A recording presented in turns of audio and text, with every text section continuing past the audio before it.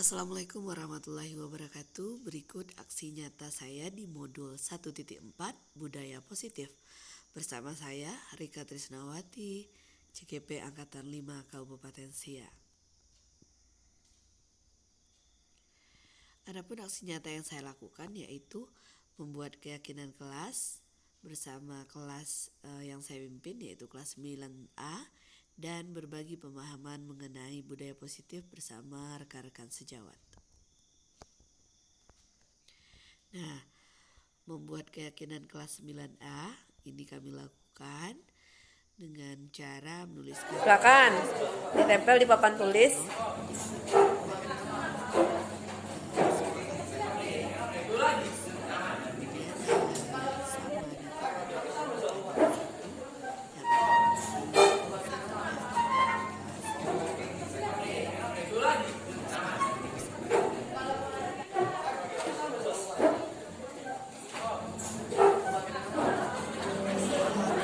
Nanti yang sama kan bisa kita kelompokkan untuk dijadikan satu kesepakatan gitu.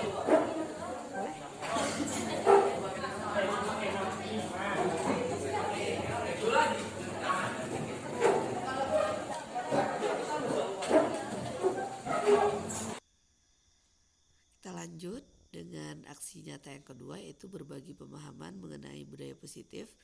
Ini saya Good morning, salam sejahtera untuk kita semua. Alhamdulillah pada pagi hari ini kita bisa berkumpul di ruang labor komputer dalam rangka diseminasi calon guru penggerak dengan tema budaya positif aksi nyata modul 14. Tak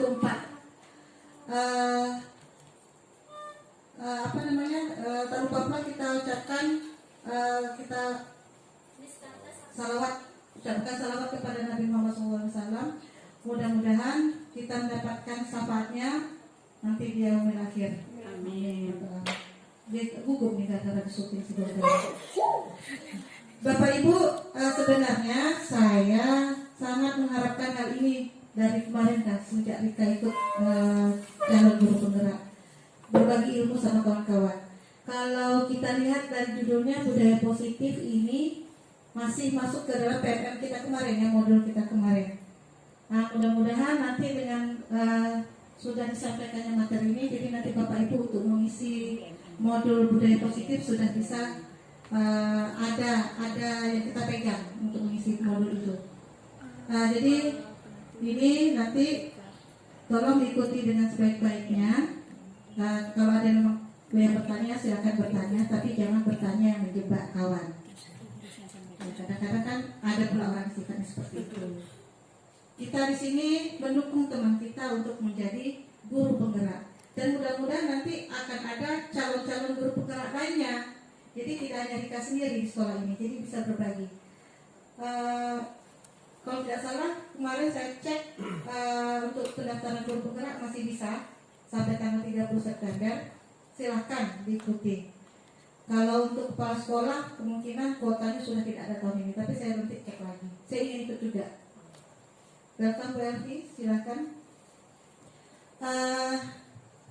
Jadi nanti kalau misalnya Rika memberi tugas sama kita, tetap kita kerjakan.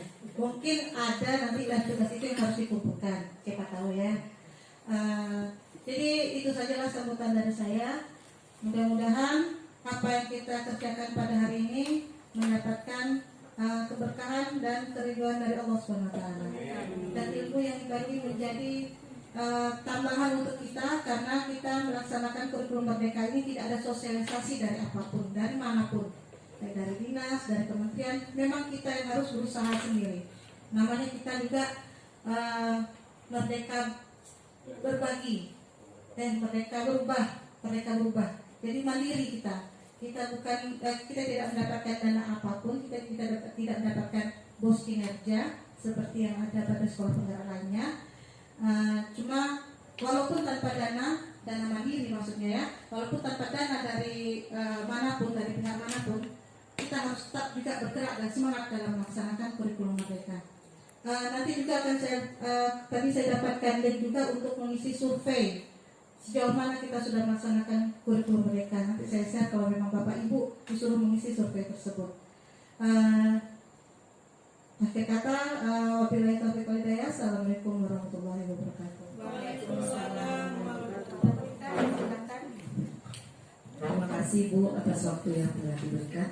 Bismillahirrahmanirrahim. Assalamualaikum warahmatullahi wabarakatuh. Waalaikumsalam warahmatullahi wabarakatuh. Yang sama-sama kita hormati Ibu Kepala SMP Negeri 5 Dayun yang telah memberikan sambutan, Bapak Ibu Dewan Guru yang berkenan hadir hari ini, meluangkan waktunya untuk mendengarkan dan berkumpul bersama saya di sesi berbagi pemahaman. Jadi saya malas menyebutnya seminar, kayak seminar udah 3 kali. Jadi sini bagian sharing informasi saja Bapak Ibu. Jadi saya ucapkan yang pertama itu terima kasih atas waktu yang telah diluangkan. Baiklah, puji syukur kehadirat Allah Subhanahu Wa Taala, pagi hari ini kita diberikan kesehatan dan kesempatan tentunya untuk bisa melaksanakan kegiatan kita ini. Salawat dan salam untuk Nabi besar Muhammad SAW. Allahumma salli ala Sayyidina Muhammad wa ala ali Sayyidina Muhammad. Mungkin tidak banyak ini. Ada beberapa hal yang akan disampaikan di materi kali ini. Ini adalah tugas aksi nyata di modul 1.4 budaya positif. Jadi ini memang tugas saya sebagai calon guru penggerak. Baiklah, langsung saja saya ke materinya. Untuk yang akan kita bahas hari ini yaitu konsep utama modul budaya positif. Ada perubahan paradigma belajar, disiplin positif, motivasi perilaku manusia, kebutuhan dasar manusia, keyakinan kelas, posisi kontrol, restitusi, dan segitiga restitusi.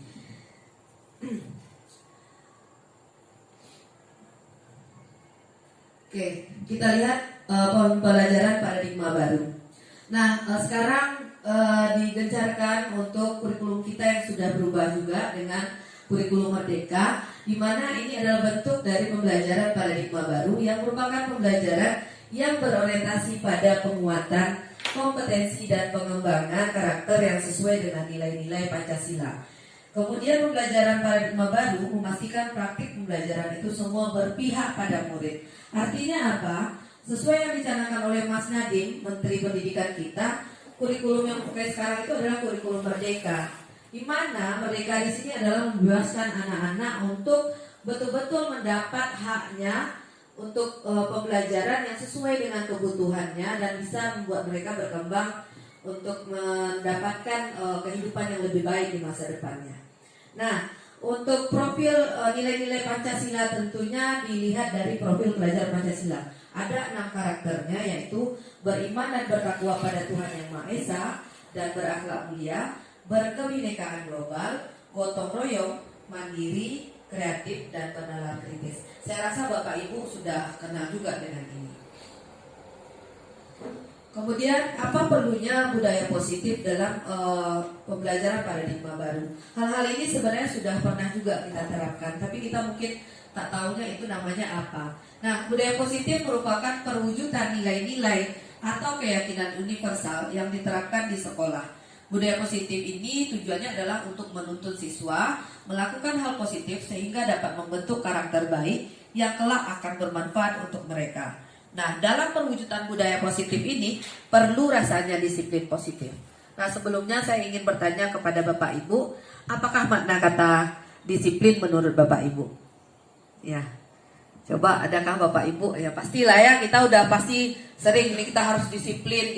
Nah, menurut Bapak Ibu apa kira-kira? Ya, Pak Suhar. Terima kasih. Menurut saya disiplin itu melaksanakan aturan sebaik-baiknya. Melaksanakan aturan sebaik-baiknya. Oke, terima kasih Pak Suhar ya. Bu Arif, apa Bu Arif? Kalau saya sama kayak Pak Suhar, melaksanakan aturan sesuai dengan yang sudah ditentukan atau yang sudah kita buat. Oke, berarti kita sudah membuat aturan, itu harus dilaksanakan, begitu ya. Kira-kira seperti itu. Ada lagi pendapat yang lain Bapak Ibu? Ya, Bu Eka? Menempatkan sesuatu pada tempatnya dan pada waktunya. Oke, menempatkan sesuatu pada tempatnya dan pada waktunya. Oke, mungkin semua hal-hal tersebut yang Bapak Ibu sampaikan dalam artian kita selama ini adalah disiplin itu kita harus sesuai dengan aturan, kita harus tepat waktu, kita harus mengerjakan sesuatu dengan tanggung jawab, seperti itu mungkin ya. Nah, itu tidak salah, itu memang benar. Tapi mari kita lihat kembali apa makna kata disiplin menurut Ki Hajar Dewantara dan Dian Gosen ya.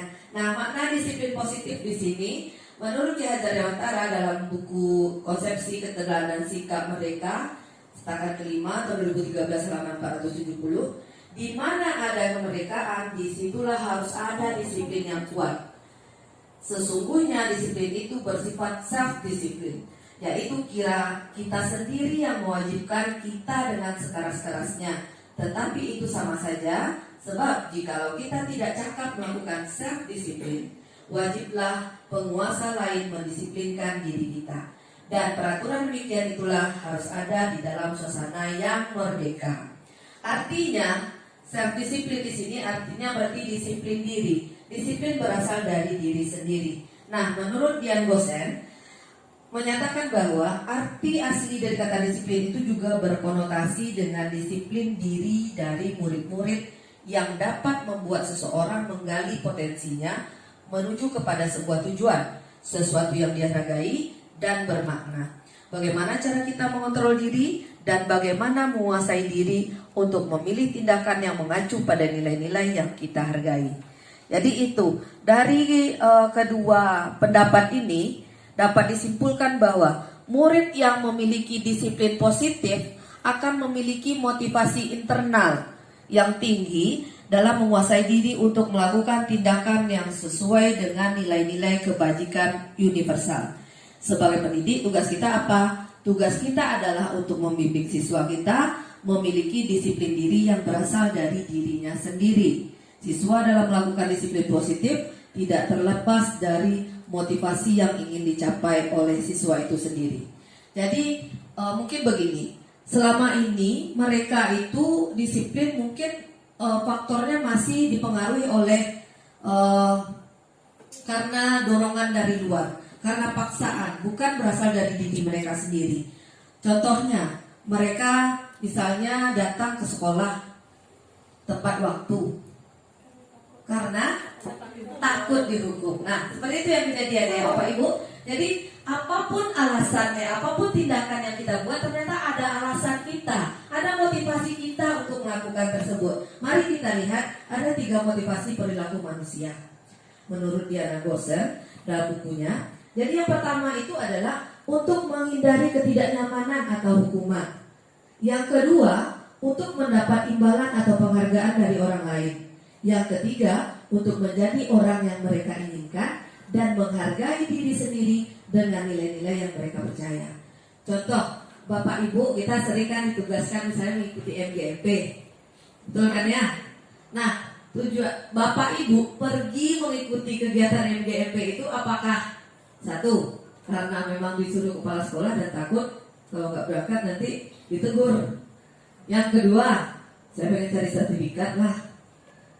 Atau yang ketiga, memang pengen dapat ilmu dan dapat pengalaman baru pas di kegiatan MGMP. Mungkin kita selama ini masih sering alasan kita di masih yang 1 dan 2. Zona kita masih seringnya itu di menghindari ketidaknyamanan atau hukuman. Ketidaknyamanan itu bukan hanya hukuman saja ya Bu. Misalnya kita ditegur, kita kena panggil atau tersebut nama kita, itu kan tidak nyaman bagi kita. Nah, berarti hal itu masih faktornya eksternal dari luar diri kita. Atau untuk mendapatkan imbalan. Jika pergi nih dapat uang jalan. Oh iya ada dong, dapat uang jalan. Kan ada yang seperti itu. Jadi kan itu masih faktor eksternal. Motivasi kita melakukan sesuatu itu ada karena takut dapat hukuman atau ketidaknyamanan, atau memang ingin mendapat imbalan atau penghargaan tadi.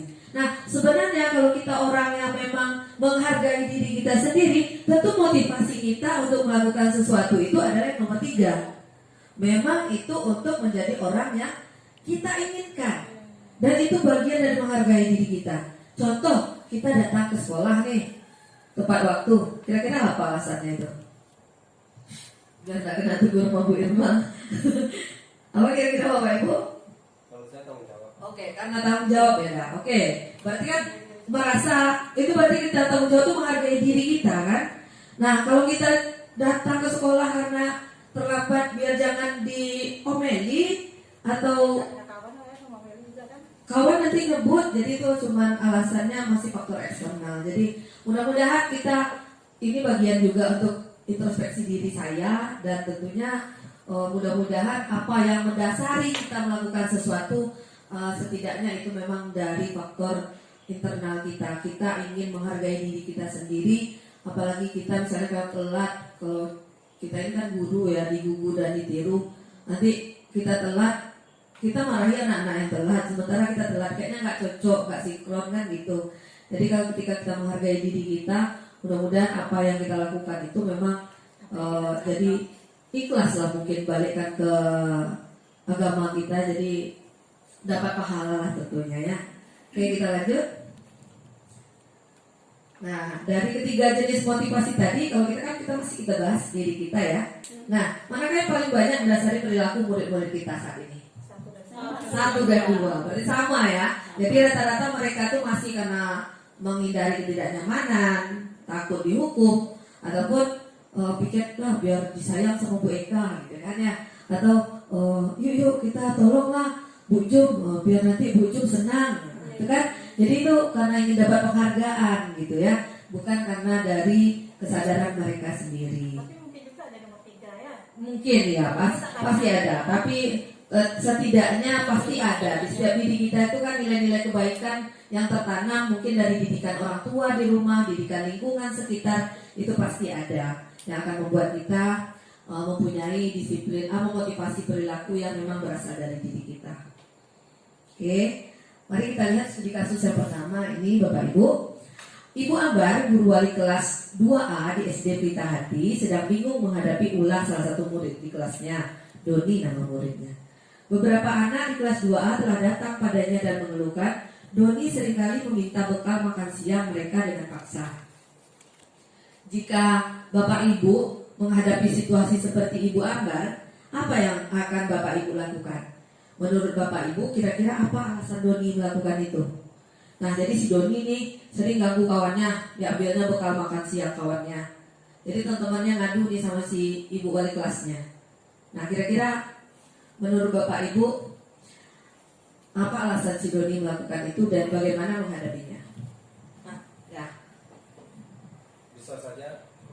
Bisa saja si Doni ini malas membawa bekal dari rumah, dan nanti dia di sekolah minta sama kawannya, karena si Doni badannya paling besar.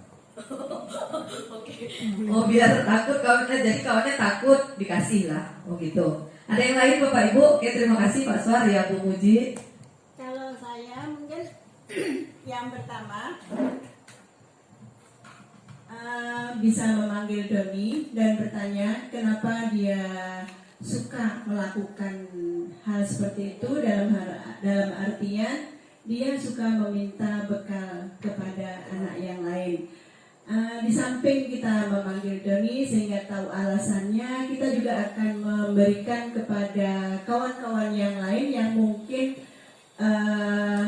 mendapatkan perlakuan dari Doni yang sering dimintain, dengan cara menanamkan bahwa berbagi itu adalah indah, sehingga anak-anak yang lain yang mungkin memiliki kelebihan atau bisa berbagi akan dengan sukarela membagikan apa yang dia miliki dengan yang lain, sehingga mungkin suatu saat si Doni pun kalau akan mendengar hal yang sama akan berangsur-angsur bisa berbuat baik kepada kawan yang lain atau memberikan yang lain yang mungkin tidak dimiliki oleh kawannya yang lain. Itu mungkin.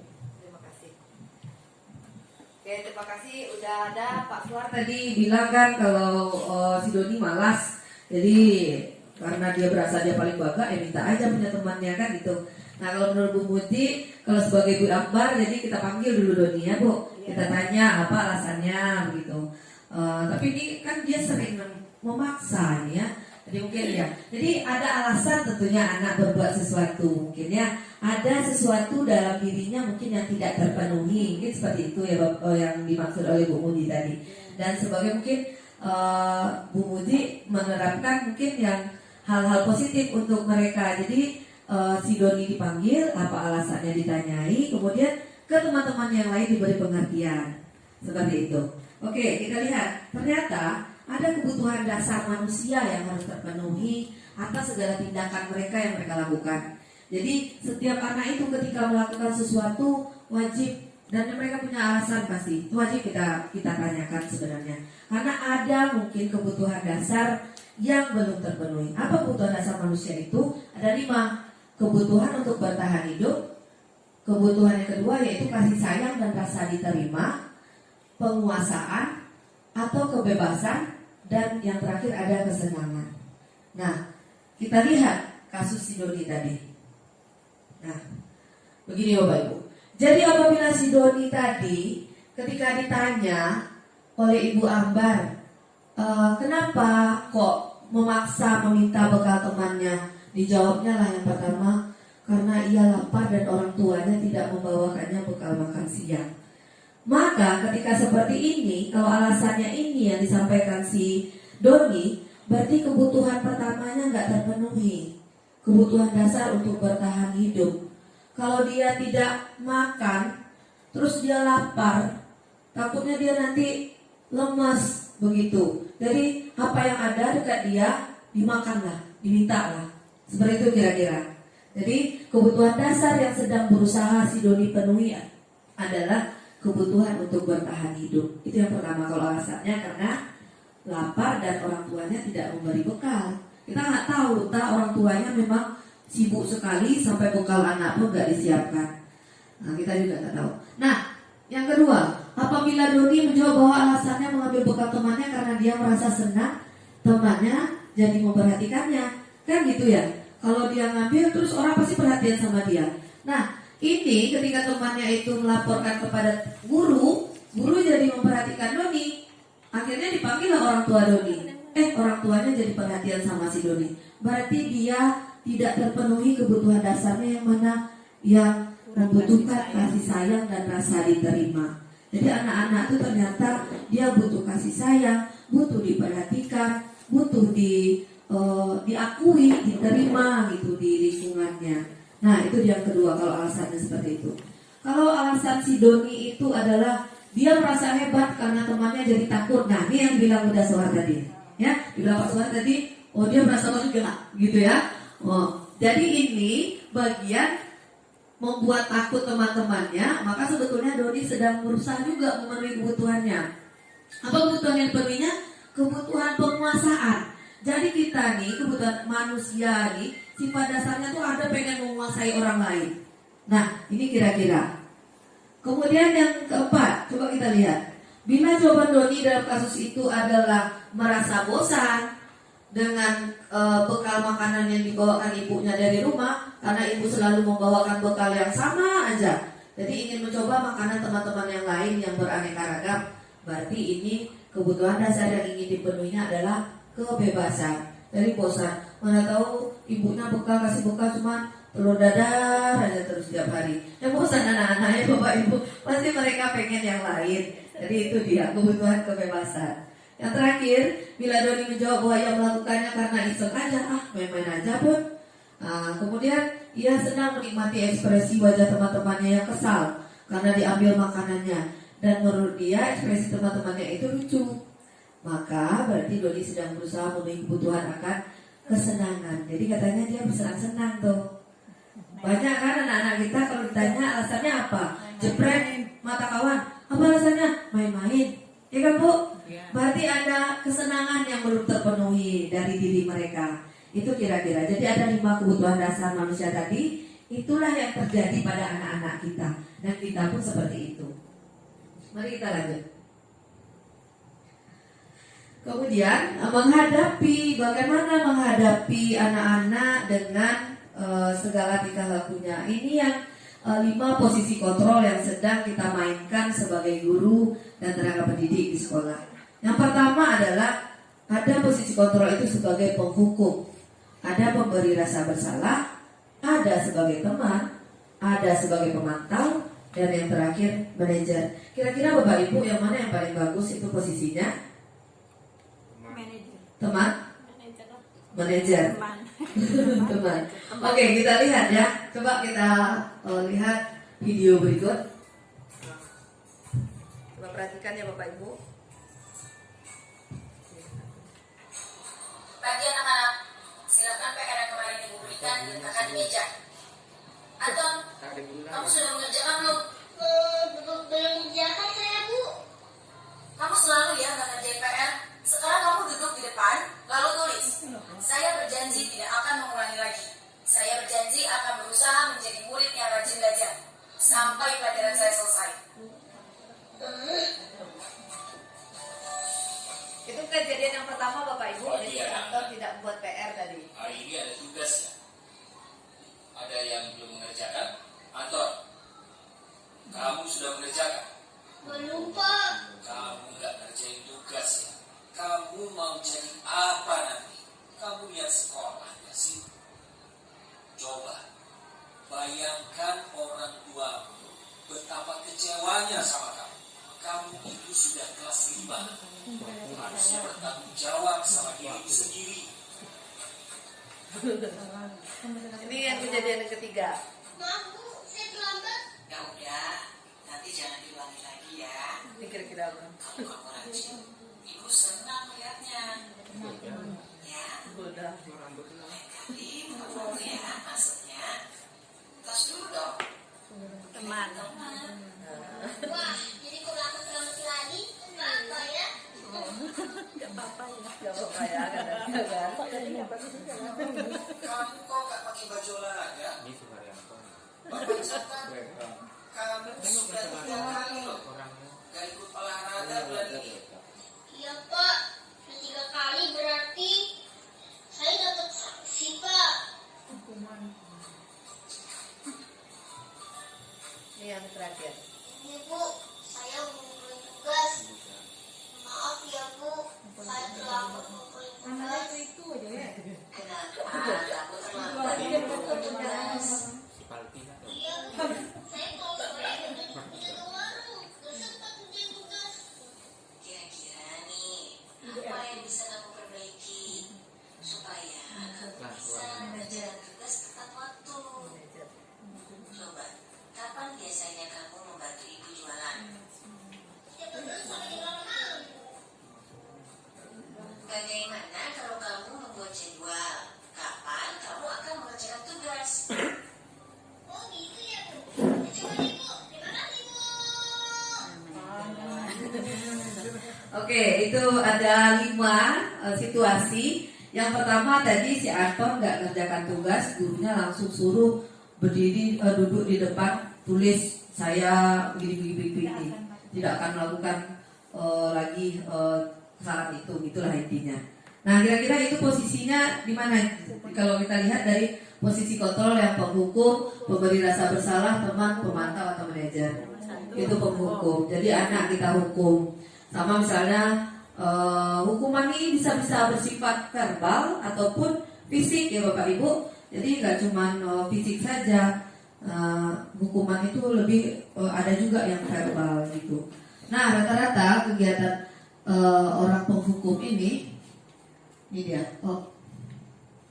Nah, hukuman bisa berupa fisik ataupun verbal. Guru-guru yang menerapkan posisi sebagai penghukum akan berkata, patuhi aturan yang saya buat. Awas, kamu selalu saja salah. Selalu, pasti kamu.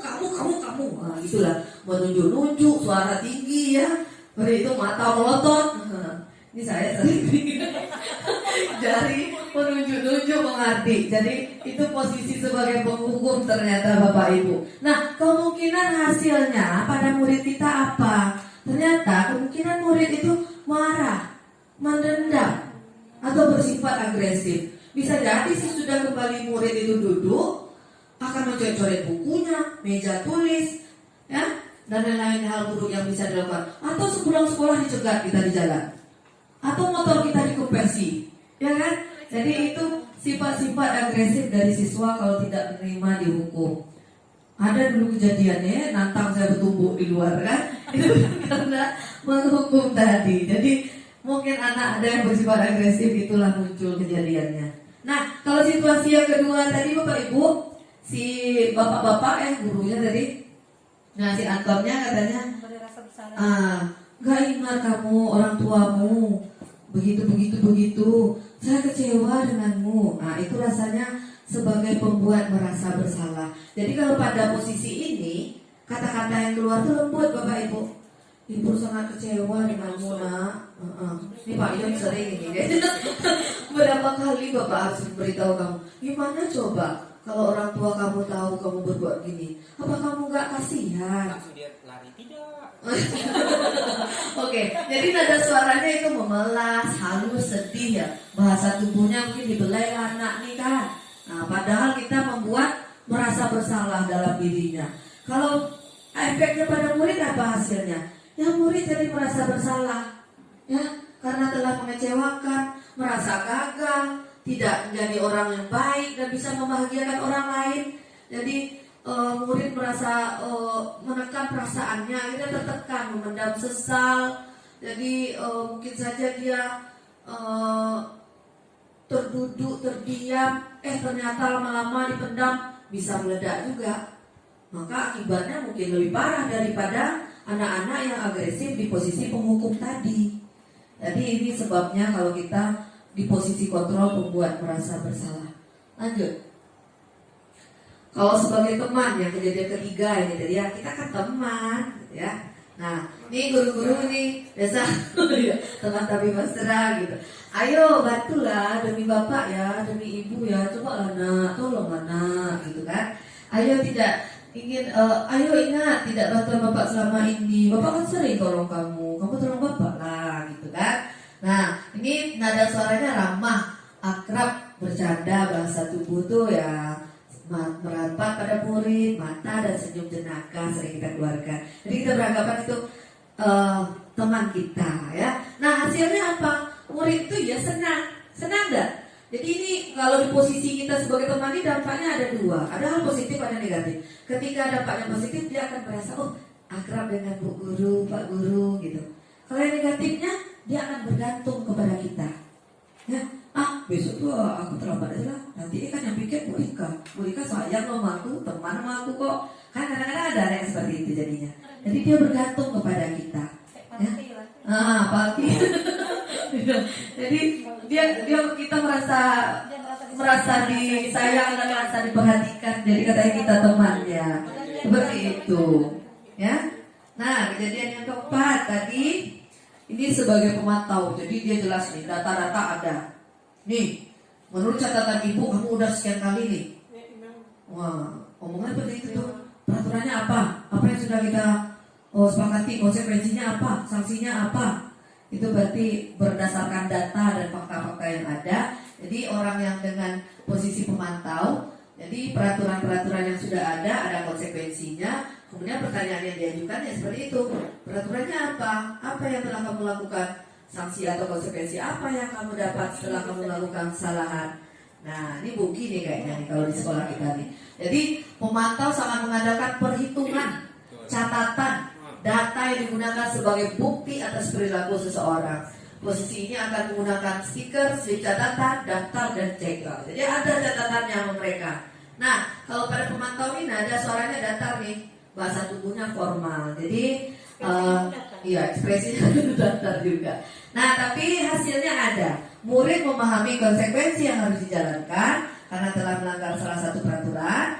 Guru tidak menunjukkan satu emosi karena guru hanya mengatakan catatan yang ada, data yang ada, kemudian konsekuensinya apa ya sesuai dengan aturan kita. Kita kan punya tata tertib di sekolah ya Bapak Ibu, yang ditandatangani itu oleh siswa kita sebelum waktu pertama kali mendaftar di sini. Nah, itu berarti lebih ke tujuan kita untuk sebagai pemantau ternyata selama ini.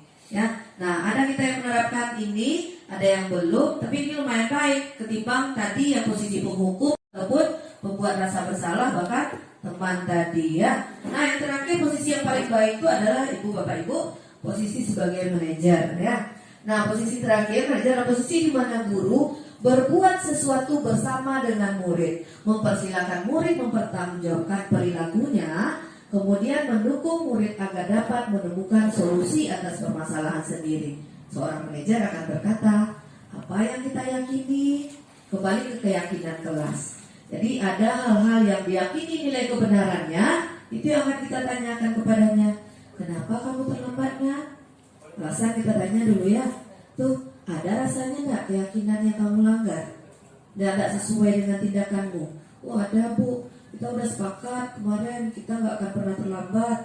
Nah, nih posisi sebagai manajer sering melakukan seperti itu. Kamu, jadi itu pertanyaan berikutnya. Jika kamu meyakini, apakah kamu akan bersedia memperbaikinya? Bersedia bu, saya akan besok tidak akan mengulanginya lagi bu. Saya akan datang tepat waktu. Nah, apa yang buatmu datang tidak tepat waktu? Saya terlambatnya bangun karena main game sampai jam 12 malam bu. Nah kan bisa dikasih saran berikutnya. Jadi kita mencari solusi bersama-sama dengan murid atas permasalahannya. Kemudian mereka yang menetapkan sendiri apa tindakan yang akan dilakukannya. Nah, manajer suaranya tulus, bahasa tubuh tidak kaku, kemudian dia berusaha berdekat dengan murid. Nah, hasilnya adalah karena ini berfokus pada murid, bukan untuk membahagiakan guru ataupun orang tua. Murid sudah mengetahui adanya suatu masalah, sesuatu yang perlu terjadi. Pada posisi manajer, guru akan mengembalikan tanggung jawab pada murid untuk mencari jalan keluar permasalahannya, tentu dengan bimbingan tentunya. Nah, pada posisi manajer inilah yang diterapkan restitusi. Apa itu restitusi? Nah, ini dia. Restitusi itu adalah proses menciptakan kondisi bagi murid untuk memperbaiki kesalahannya, sehingga bisa kembali pada kelompok mereka dengan karakter yang lebih kuat. Artinya mereka tetap bisa tidak malu kembali ke kelompoknya. Nah, ciri-cirinya apa? Restitusi bukan untuk menebus kesalahan, tapi belajar dari kesalahan. Kemudian yang kedua untuk memperbaiki hubungan. Yang ketiga ciri-cirinya adalah restitusi itu tawaran, bukan paksaan. Misalnya gini, kemarin misalnya ada siswa kita yang telat, ada yang berkelahi. Terus kita tanyakan, kamu maunya untuk membayar kesalahan kamu ini apa? Bu, saya ini aja lah, karena saya nggak pikir dari pagi bu, karena saya berkelahi bu, saya minta maaf lah kepada teman.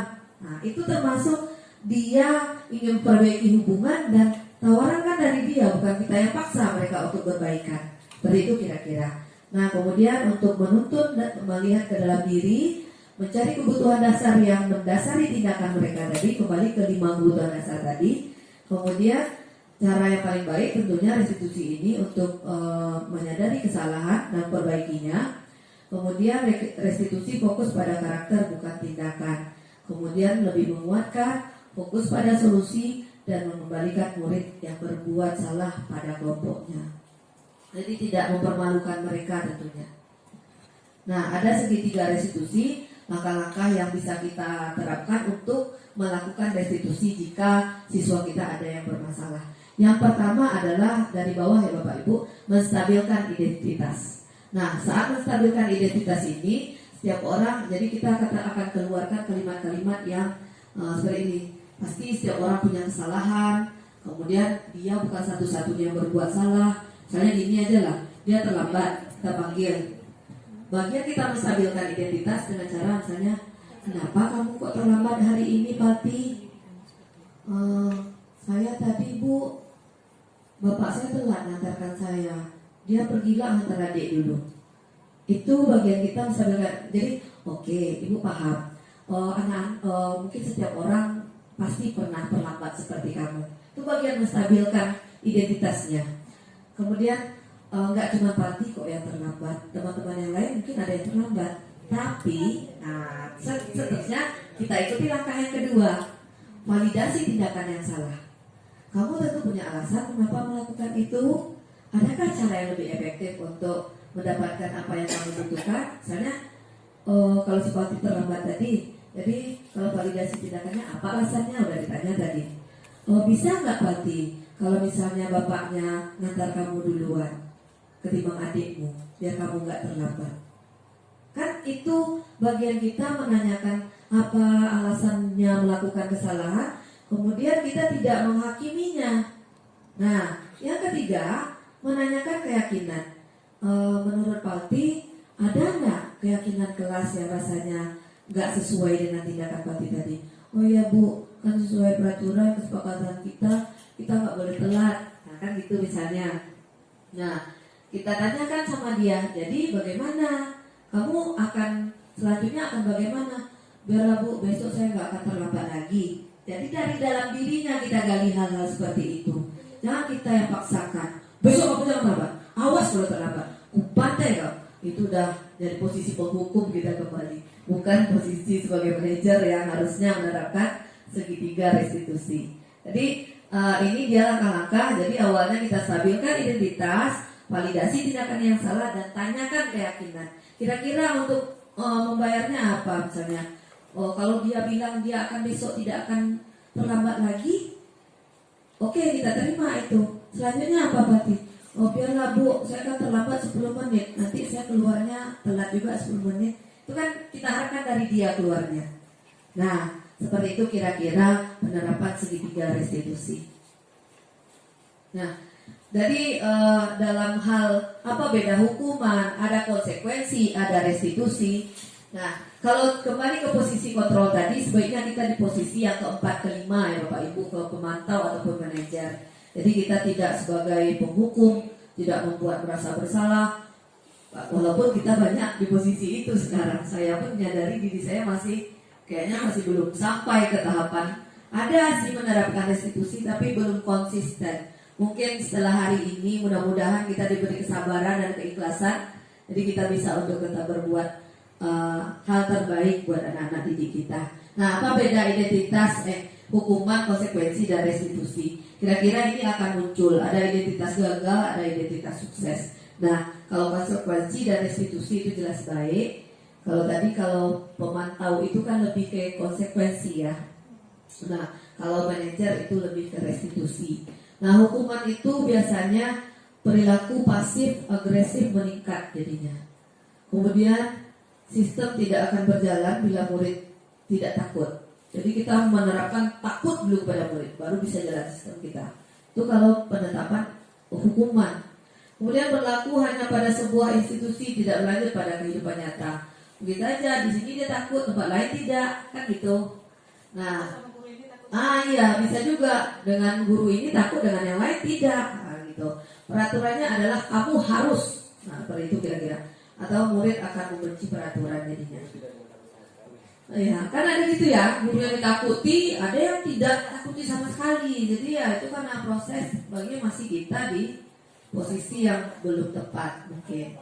Kemudian kalau untuk konsekuensi, penguatan hanya bertahan dalam waktu jangka pendek. Nah, kemudian harus monitoring terus, harus supervisi dan terus-menerus dari guru, bukan kesadaran muridnya. Nah, itulah kelemahannya. Kemudian membantu penerapan mengikuti peraturan dalam masyarakat. Iya, konsekuensi kita terapkan dan mungkin saja efek bagusnya adalah nanti dia terbiasa dengan peraturan. Apa peraturannya? Mampukah kamu melakukannya? Terima kasih, itu kata-kata yang sering kita ucapkan ketika itu. Udah anak jadi bisa menghargai atau menghormati peraturan. Itu kalau ada konsekuensi. Mungkin di sekolah kita ini yang paling sering diterapkan ini ya, konsekuensi ini. Hukuman ada juga, ada. Kadang anak-anak malah minta dihukum kadangnya. Ada kan Bapak Ibu ya? Nah, kalau restitusi, masalah terpecahkan, murid kita ajarkan tanggung jawab, kemudian fokus pada pemecahan masalah dalam jangka waktu panjang. Jadi kita harapkan setelah dia diberi menyadari keyakinan yang sudah kita yakini bersama-sama, tentu besok-besok tidak akan diulanginya lagi, kan itu harapannya. Kemudian apa sih itu pertanyaan yang kita munculkan? Apa yang kamu yakini? Apa yang bisa kamu lakukan untuk memperbaiki masalah? Nah, seperti itu. Jadi anak akan menghormati dirinya dan orang lain tentunya. Itu kira-kira untuk. Nah, tadi saya bercerita ada keyakinan. Pas restitusi kita tanyakan keyakinannya. Maka ini penting untuk kita lakukan. Kita membuat keyakinan kelas. Nah, keyakinan kelas ini adalah salah satu budaya positif yang dapat dikembangkan. Jadi ini bentuk budaya positif yang bisa kita terapkan di kelas dengan membuat keyakinan kelas. Mengapa harus keyakinan? Karena kalau keyakinan itu nilai-nilai kebajikannya atau prinsip universal yang disepakati bersama. Jadi begini, dalam proses pembuatan keyakinan kelas ini Bapak Ibu bukan dari kitanya, tapi libatkan anak-anak untuk membuat keyakinannya. Misalnya seperti ini, kami sudah coba di kelas 9A. Soalnya apa coba keyakinan kelas yang kesepakatan kelas yang akan kita lakukan? Bu, no bullying, berarti tidak boleh membuli. Berarti itu bagian dari tidak boleh membuli, tidak boleh berkata kotor, tidak boleh mengejek nama orang tua katanya. Itu kan masih dalam bentuk kalimat negatif. Kita jadikan ke dalam bentuk kalimat positif. Berarti kita harus saling menghargai dan menghormati teman sesama. Jadi seperti itu keyakinan kelasnya. Muncullah satu keyakinan kelas. Kemudian ada lagi, Bu, piket harus datang tepat waktu. Kalau tidak piket, nanti piket pulang sekolah, kata mereka. Munculkan mereka dari mereka sendiri. Jadi itu apa tuh? Berarti harus bertanggung jawab dengan tugas yang dibebankan. Nah, dapat 2 keyakinan. Jadi keyakinan kelas ini kita buat melibatkan anak-anak dengan pendapat mereka, dan tentu kita juga berpendapat di sana dan membimbing mereka tentunya. Akhirnya muncullah nanti keyakinan-keyakinan kelas yang akan mendasari tindakan mereka. Jadi kalau ketika mereka berbuat salah, tanyakan saja keyakinan kelas apa yang belum dilakukannya atau yang dilanggarnya. Seperti itu kira-kira. Jadi keyakinan ini akan lebih memotivasi seseorang dari dalam atau motivasinya secara intrinsik jadinya. Nah, seseorang akan lebih tergerak, bersemangat, kemudian tidak hanya mengikuti serangkaian peraturan saja. Nah, kira-kira ciri keyakinan kelas itu gini, dibuat dalam bentuk kalimat positif. Kemudian jumlahnya nggak usah banyak-banyak, kalau banyak lupa mereka nanti kan. Nah, kemudian keyakinan kelas itu tentu diterapkan di lingkungan kelas. Kemudian harus melibatkan semua warga kelas. Kemudian dapat ditinjau lagi dari waktu ke waktu. Bisa saja nanti ini sekolah kita buat keyakinan sekolah, kan gitu kan? Jadi sekolah kita yakin hal-hal baiknya adalah kita semua datang tepat waktu, gitu ya misalnya. Jadi keyakinan kelas adalah menghargai waktu dan diri sendiri. Keyakinan sekolahnya. Jadi dari keyakinan kelas muncul nanti ke keyakinan sekolah. Ini gambar kegiatan kami ketika buat keyakinan kelas 9A. Jadi saya bagikan kertas mereka, jadi mereka tulis mereka pengennya apa supaya mereka dapat mereka masing-masing lah. Kemudian itu ditempel dan bila perlu ditandatangani oleh semua warga kelas, termasuk gurunya. Begitu. Oke, itu saja dari saya Bapak Ibu. Sungguhnya Allah tidak akan mengubah keadaan satu kaum sebelum mereka mengubah keadaan diri mereka sendiri. Saya yakin dan percaya untuk melakukan perubahan itu kita butuh, tidak bisa sendiri. Saya tidak bisa sendiri untuk melakukannya. Saya butuh dukungan kepala sekolah, dukungan dari teman-teman juga, dukungan dari orang tua murid tentunya, dukungan dari warga sekolah. Nah, makanya mari kita bergerak bersama, gerakkan hati kita bergerak, kemudian menggerakkan komunitas di sekitar kita. Mudah-mudahan apa yang saya sampaikan ini ada manfaatnya. Kalaupun salah itu berarti saya yang salah Bapak Ibu, karena sifat manusia tadi tidak pernah luput dari kesalahan. Saya meminta maaf atas kesalahan saya. Kalau ada yang mau ditanyakan atau kita diskusikan bisa disampaikan. Demikian, terima kasih. Assalamualaikum warahmatullahi wabarakatuh. Kira-kira ada Bapak Ibu yang akan kita diskusikan? Oh ya, oke. Boleh, nggak apa-apa. Oke. Terima kasih. Assalamualaikum warahmatullahi wabarakatuh. Waalaikumsalam warahmatullahi wabarakatuh. Terima kasih untuk Rika CJP Angkatan 5 yang sudah bekerja keras mungkin dari awal sampai ke tahap ini. Ini adalah surprise untuk terutama Rika dan SMP 5 tentu yang akan bawa. Ini sudah merupakan suatu hal yang positif yang kami terima, yang mungkin hal ini adalah sesuatu yang setiap hari terjadi di dunia kita sehari-hari, yang kita rasakan. Nah, sekarang begini, dari yang kita terima tadi, termasuk diri saya pribadi, dari yang disampaikan ini sudah pasti di dalam hati ada yang tersentuh gitu ya, karena saya ingin sesuatu itu menyentuh. Kalau tidak tersentuh maka tidak ada berkesan. Apa? Ya. Jadi begini, ini adalah tujuannya tak lain tak bukan. Ini adalah untuk membudayakan hal-hal positif sesuai dengan yang ada tentunya dalam kurikulum kita. Itu ada karakter dan di antaranya sampai ke kurikulum kita tuh sampai IKN yang merdeka itu situ semuanya sebenarnya sudah tertuang. Nah sekarang yang mau saya tanyakan dengan Bu Ika, kita udah tahu sekarang. Nah sekarang gimana mungkin teknis Bu Ika secara pribadi dulu aja ya, jangan bersama. Sekarang kita mengajak seluruh komponen warga sekolah. Tadi Bu Ika menceritakan Bu kelasnya Bu Ika saja, dan saya aja nggak tahu. Dan kayaknya di kelas ada ya dikatakan ada. Anak nggak nunjukin ke saya gitu kan. Dan satu mungkin sebelum ke situ kemarin tuh anak tuh protes dengan saya suka ini. Pas saya masuk ke kelas, saya nggak melepas sepatu, mereka langsung menyodorkan sendal. Saya tuh di dalam hati kayak luar biasa. Saya gitu aja udah senang sekali. Artinya anak mengingatkan sesuatu yang positif, diingatkan walaupun kepada guru. Dia tidak segan karena itu. Gitu. Pak, sepatunya ditukar dengan sendal.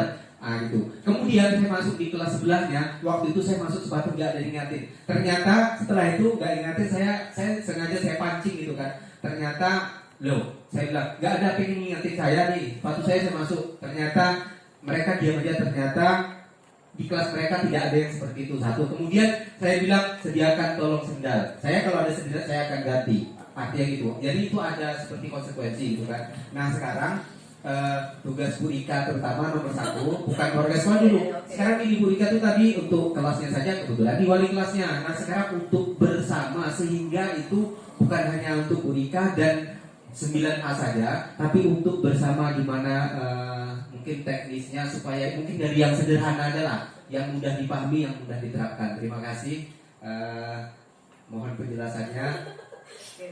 Assalamualaikum warahmatullahi wabarakatuh. Oke, terima kasih Pak Yon. Gini, saya pun sebenarnya kan kelemahan saya selama ini teman-teman di sekolah pasti menyadari saya itu sulit dalam berkomunikasi dengan baik. Menyampaikan sesuatu itu susah. Kadang penyampaian saya jadi orang salah paham gitu. Itu kelemahan saya dan saya sadari itu. Dalam tindakan saya sekarang, mungkin gini, kalau kemarin tuh kalau kita duduk-duduk di kantor kan rasa saya kalau untuk berbagi itu nggak di forum seperti ini dalam keadaan santai aja gitu. Jadi saya ngomong, tadi saya di kelas, pasti saya ada cerita ya Bapak Ibu, saya buat begini untuk anak gitu. Nah, nanti anak-anak begini. Jadi saya tunjukkan, saya ceritakan apa yang saya perbuat, mudah-mudahan dibuat juga oleh teman-teman yang lain. Nah, kalau untuk menyuruh, karena saya rasa saya nggak punya wewenang untuk menyuruh, tentu segan ya Pak Yon ya. Jadi mungkin lebih ke mencontohkan. Jadi kalau saya seperti itu, prinsipnya sekarang adalah saya ingin berbuat, saya buat dahulu. Kalau saya yakin saya bisa melakukannya, mudah-mudahan kebaikan ini dilihat oleh teman-teman dan lingkungan sekitar saya. Kalau rasanya bagus, pasti akan ditiru oleh teman-teman yang lain. Kalau tidak, jangan. Kemarin seperti inilah contohnya. Satu yang saya sadari, saya kadang bisa menerapkan restitusi, kadang tidak. Kadang saya masih di posisi penghukum. Itu aja lah Pak Yon, kelemahannya. Jadi waktu saya betulan, saya ketika belajar modul ini, itu tamparan untuk diri saya sendiri. Ternyata saya jadi pendidik selama ini yang seperti ini, sering menghukum, membuat orang merasa bersalah gitu. Dan kebanyakan mereka mungkin takut dengan saya. Nah itu yang akan saya rubah. Merubahnya ternyata nggak gampang. Kita butuh waktu yang lama ternyata. Proses perlu untuk ini, saya yakin. Jadi kalau Pak Yon tanya apa teknisnya untuk rekan-rekan yang lain, mungkin kalau saya contohkan dulu. Kalau rasanya baik, contoh yang saya lakukan, tentu kawan-kawan yang lain nanti dengan bercerita dengan teman-teman, mungkin teman-teman bisa mengikuti. Kalau tadi untuk kelas saya tuh kayak kata Pak Yon tuh, memang mereka saya ajarkan di kelas seperti itu. Jadi kita boleh berpendapat, tapi cara kita harus dengan tahu sopan santunnya. Makanya 5S diterapkan, senyum, salam, sapa, sopan santun. Itu diusahakan. Walaupun semuanya masih. Padahal keyakinan kelas kami itu ada Bu, menghargai orang lain. Berarti nggak boleh berkata kotor. Tapi tetap ada juga yang bercarut, ada juga yang nyebut nama orang tua. Namanya anak-anak. Butuh terus-terus diingatkan. Itu tadi. Semuanya ada proses. Mungkin perubahan ini nggak akan bisa dalam waktu 1 bulan, 2 bulan ke depan. Mungkin butuh waktu bertahun. Disitulah nanti konsistensi kita mungkin yang dituntut. Jadi kalau Pak tanya tadi apa yang akan Bu Rika lakukan? 1, saya beri contoh dahulu. Kalau sudah saya contohnya baik, saya sosialisasikan dan sering ajak kawan berdiskusi. Mana tahu dari berdiskusi teman-teman mau mengikuti langkah baik saya, dan mari kita sama-sama bergerak untuk melakukan perubahan. Kalau perubahan itu kan nggak bisa 1 orang Pak ya, butuh ramai-ramai. Jadi kalau kita udah bekerja sama, tentu hasilnya pasti lebih besar jadinya, dan itu butuh waktu. Begitu Pak ya. Terima kasih. Kita kasih tepuk tangan. Ada lagi yang lain?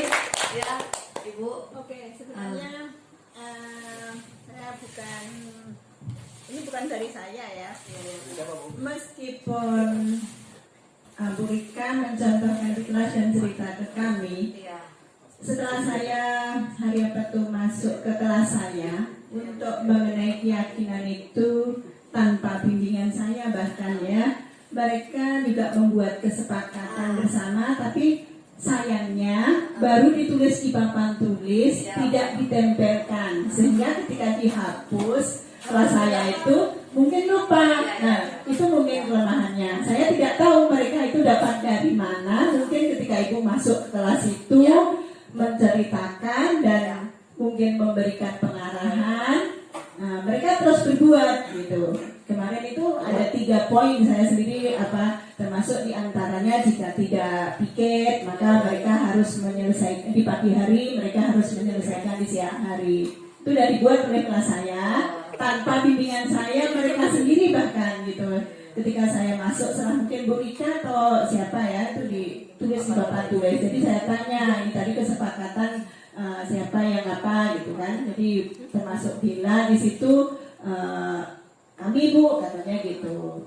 Jadi seperti itu Pak Yon, dan menurut saya mungkin seperti Bu Rika, tidak hanya dengan Bu Rika. Kalau saya pribadi contoh itu lebih mengena dibandingkan mungkin sekedar kata-kata. Kalau saya gitu ya, apalagi perubahan karakter dan lain sebagainya. Kalau saya pribadi akan lebih mengena di contoh tadi. Dan kami mendengar kok ketika Bu Rika, Pak Yon itu menyampaikan apapun yang dibuat oleh Bu Rika dan apapun mungkin diskusi yang kami lakukan di situ. Tapi mungkin tadi selangkah demi selangkah kami bisa mengikuti apa yang diketahui oleh Bu Rika. Itu Pak Yon. Ya. Jadi mungkin bertanya nambah gitu ya. Ibu menambahkan. Oke. Ada lagi yang Terima lain? kasih Bu Mundi udah memperkuat artinya ya. Terima kasih. Dan pasti banyak ilmu dari Bu Rika. Dan dia sudah setiap kali ada pelatihan, setiap kali ada hal sesuatu, pasti dia udah datang pisan, pasti gitu ya.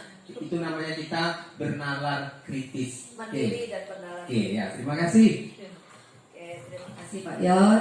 Demikian Bapak Ibu. Jadi mudah-mudahan semua kita mulai dari hari ini, mungkin yang tadi Ibu bilang tuh, saya sering juga bercerita kelas saya di kelas-kelas lain. Jadi mungkin mereka merasa itu baik, tentu diikutinya. Saya pernah buat ini di kelas 7A Bu Arif, tapi untuk pelajaran saya. Jadi kesepakatan kelas itu ketika belajar dengan saya saja. Mudah-mudahan kan bisa kita buat untuk menjadi keyakinan kelas, begitu. Jadi anak-anak tuh antusias tuh, semua bikin buat tulis semua sendiri. Nanti kita kelompokkan, kita diskusikan semua dan kita ambil mufakatnya, begitu. Mungkin ini Bu Rika, saya tadi yang mau saya tanya dengan adanya kasus si Doni dan yang suka mengambil bekal, memaksa mengambil bekal. Di samping kita panggil sudah tahu kira-kira alasannya di mana, bagaimana untuk menyelesaikan si Doni sendiri ya? Oke Bu. Oke. Nah tadi si Doni kan kasusnya dia suka memaksa mengambil bekal kawannya. Jadi kalau kita terapkan restitusi di situ, pertama tentu kita stabilkan identitas. Kita tanya alasan, stabilkan identitas gini, Doni kenapa tadi kok diambil makanan temannya, tidak menghormati orang lain. Kalau memaksa kan seperti itu kira-kira. Atau misalnya merugikan orang lain kan itu misalnya. Jadi hal-hal seperti itu kita tanyakan keyakinannya. Kalau dia yakin kan bisa kita kasih solusi. oh Bu ternyata ibu saya nggak pernah masak di rumah, kamu kan bisa siapkan sendiri, kamu harus jadi anak mandiri, kan bisa kita sarankan seperti itu. Atau memang nggak ada bekal makanan di rumah Bu, jajan kan ada, kan bisa jajan di sekolah. Nah seperti itu kira-kira. Mungkin saya nggak juga di posisi yang paling pas mungkin, karena kita masih belajar nih Bu, saya pun masih belajar untuk menerapkan restitusi. Tapi kalau kasus si Doni tadi, saya rasa solusinya adalah seperti itu kira-kira. Jadi kita tanyakan alasan, kalaupun orang tuanya tidak menyiapkan bekal dari rumah, dia akan dikasih uang jajan. Tapi kalau ada masalahnya anak kita misalnya yang udah ada dikasih jajan yang pas-pasan, terus ya mungkin rasa kemanusiaan kita lah lagi tergerak. Nah Bu, saya pun sering tidak tega juga dengan anak-anak kan gitu. Jadi mungkin gitu.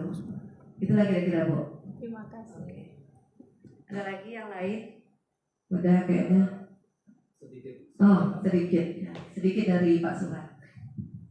Tapi kalau berlangsung banyak. kita. Ya, terima kasih. Punya kembang ya. Ini seperti kasus si Doni, mirip tapi tak serupa. Ya, mirip tapi tak serupa. Kalau si Doni suka minta-minta, tapi kalau anak-anak yang saya jumpai ini tidak minta-minta.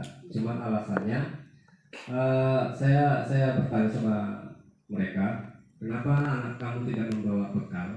Alasan dia malas pertama. Satu, malas. Yang kedua, kenapa malas? Jawaban dia, karena rumahnya dekat. Seperti itu. Jadi bisa pulang gitu. Iya Pak. Sementara sekolah tidak boleh. Bisa juga kita mendekati orang tuanya untuk berkomunikasi. Anaknya malas, jadi ya antar aja ke sekolah nggak apa-apa. Terus selama ini kita sering juga gitu kepada orang tua yang lain kan, kalau memang anaknya nggak mau, bapak ibu ngantarkan pasti diterima aja nanti kan gitu. Ya, mungkin itu saja. Ada lagi yang lain? Ya udah ya, oke. Baiklah, terima kasih atas atensinya teman-teman semua. Terima kasih Ibu yang telah memberikan waktu. Tadi kembali lagi kepada saya ucapkan terima kasih banyak. Dan saya sekali lagi, saya tidak menggurui, saya tidak memberikan mengajar, tapi saya hanya berbagi. Mudah-mudahan apa yang saya bagikan ini bermanfaat untuk kita semua, untuk diri saya, untuk Bapak Ibu dan lain-lainnya. Dan mudah-mudahan kita bisa melakukan perubahan kecil untuk hasil yang besar kalau masih selalu. Terima kasih. Assalamualaikum warahmatullahi wabarakatuh. Waalaikumsalam.